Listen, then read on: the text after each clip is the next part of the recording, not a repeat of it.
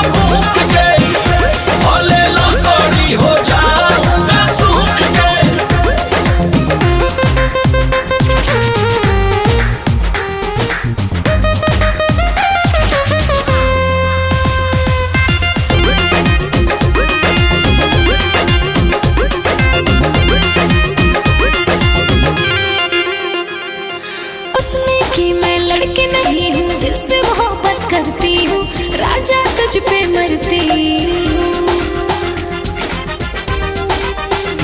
हमरा लाइफ में बहुत मौत हो गया, इस पतियों से मुझे नफरत हो गया। बात तुमको सुन लो तनी रुक के, अब तो माथा भी पी होगा फूक के, भले लकड़ी हो जाऊंगा सूख के। अब तो माथा भी पी होगा फूक के, भले लकड़ी हो जाऊंगा सूख के।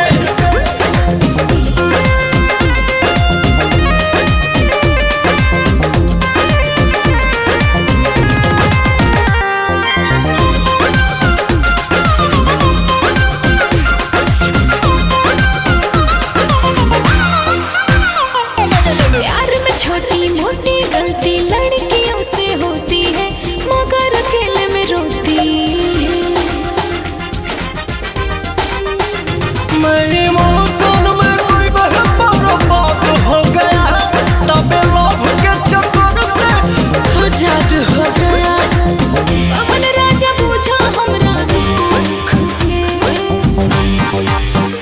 अब तो माथा भी पी होगा फूक के, भले लकड़ी हो जाऊंगा सूख के। अब तो माथा भी पी होगा फूक के, भले लकड़ी हो जाऊंगा सूख के।